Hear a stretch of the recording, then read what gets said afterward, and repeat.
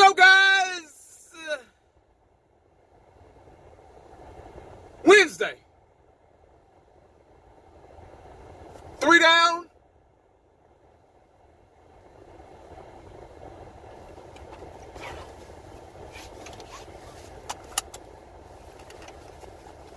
Two to go. Woo! You know what, man? Let me see what the temperature is outside. Let me look. 93 degrees. Yep, it's coming, guys.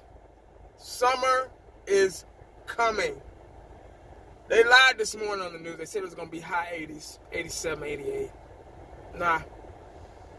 They always about 10 degrees off, especially in the summertime. But summer is here, guys. It might not be here on calendar, but it's here. I just got a little bit of taste of it. It was almost hot when I got in my car today. I had the windows cracked. It was still hot. It's like, shit. You know when you get in your car and you be like, God damn, you can't even touch the damn steering wheel? But I know some smart ass jabroni in the comment section gonna say, well, all you gotta do is, they're gonna have some smart ass comment to say. So I'm already ready to read that. There's always somebody that's got an answer to every goddamn solution, a solution to every problem. But anyway, guys, all right, man, let me talk about my favorite positions on the football team. Let me talk about the offensive line a little bit. Let me talk about Travis Frederick. Not Fredericks. Frederick. I messed up and said Fredericks one time. Oh, somebody in the comment section let me have it. They made me seem like I was the dumbest thing on the planet. Last time I checked, I was human. So, Travis Frederick, guys. I read an article on NFL Network today about Travis Frederick. And it said that he was almost there. He almost felt 100%, but not quite. Now, having Travis Frederick back on the offensive line means a lot to the Dallas Cowboys and Cowboy Nation. Having his leadership, his experience, was he three-time Pro Bowler or something like that? A part of the new age Great Wall of Dallas. If we can get Travis Frederick back at least 85%, that'd be good with me. Now, they talked to him today, and he said that he was feeling great. He's getting better and better. But he won't know officially how he's feeling until he gets the pads on and he lines up against another human being, which makes sense. He said it's easy to throw your hands up and run up and down the field and get your conditioning and all that stuff and work on your footwork and technique and blocking schemes and all that stuff in shorts and t-shirts going against the air. But it's a different story when you're going against somebody. It's easy, just like a wide receiver. It's easy to go out for a pass by yourself. But put a cornerback on you, see how far you get. But yeah, he made sense, man. I mean, like I say, he won't really know until training. He said he'll be ready for training camp. Now, he's going to miss OTAs and minicamp and all that stuff because he's having some kind of cleanup surgery or something. I'm not a doctor. I forgot what it was on, but he having some kind of cleanup surgery in his shoulder. So he's going to miss, minicamp and OTAs and stuff like that. But he will be ready for training camp, which is a good thing because we need everybody to get in football mode come training camp. Because training camp that's the toughest part of the offseason. Well, going into the season, pretty much. A lot of guys haven't really taken care of themselves during the offseason, and they wait till the last minute to start running gazzards and up downs and running heels and working on their condition and all that stuff. Wait till the last damn minute, and that's how you get hurt, because your body is not used to all that physical contact. It's not used to that conditioning. So that's why players last season had the sorry-ass training staff we had last year had a lot to do with it too. But that's how you get torn hamstrings and all that stuff, and strained calves and backs and all that stuff, because you don't run during the off season. You got to keep your body is like a car. you have to keep it running every now and then. Even though you don't drive that car. Like, oh man, but it's a new car. You still got to go out there and start it every now and then. You get what I'm saying? Just like my damn lawnmower. My lawnmower went out on me. I ain't had it a damn year. I went to start it and nothing happened.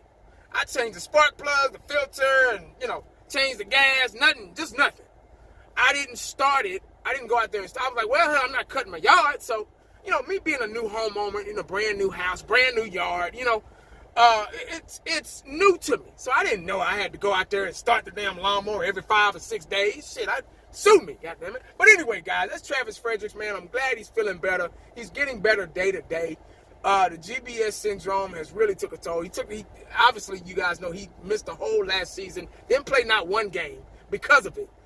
There are players, in the past that have played the game at a high level with the syndrome, with that condition. So anything's possible. Like I said a little bit earlier, if we can get Travis Fredericks at least, there I go, Fredericks. Somebody's gonna notice that in the comment section. Watch some jabroni. But if we can get Travis Frederick at least about 80-85%, that's fine with me. Because hell, the whole line ain't never 100% anyway. Shit, Martin wasn't 100%. His knee was tweaking him last year.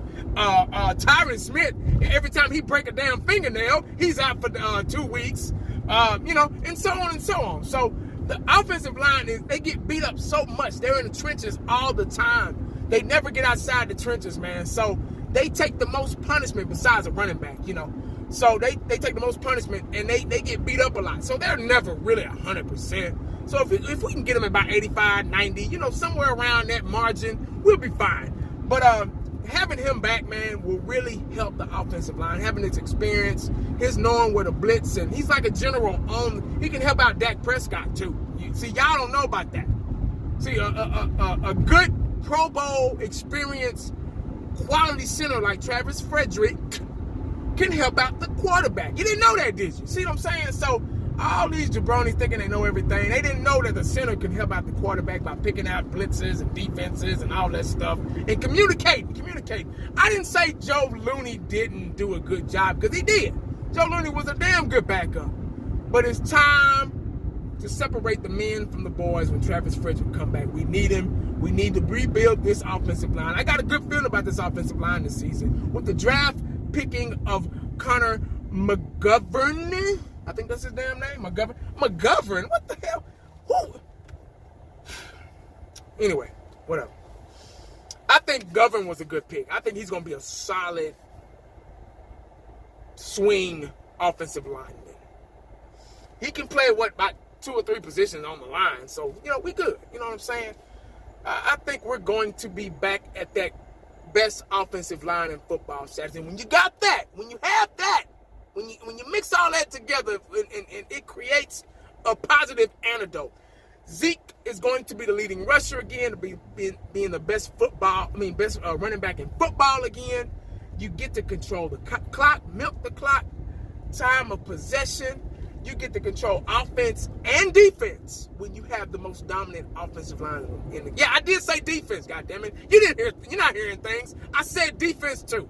Because it keeps the defense fresh, because you get to milk the clock, control time of possession of the football, keep your defense fresh. When your defense is fresh, they make good decisions when they're out there.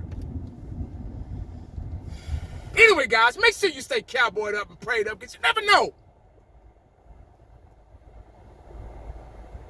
what the day is going to bring you. Holla back at your boy.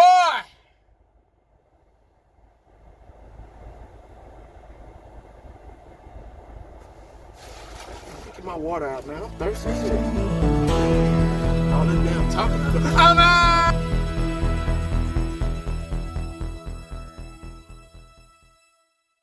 And the only thing else I got to say is,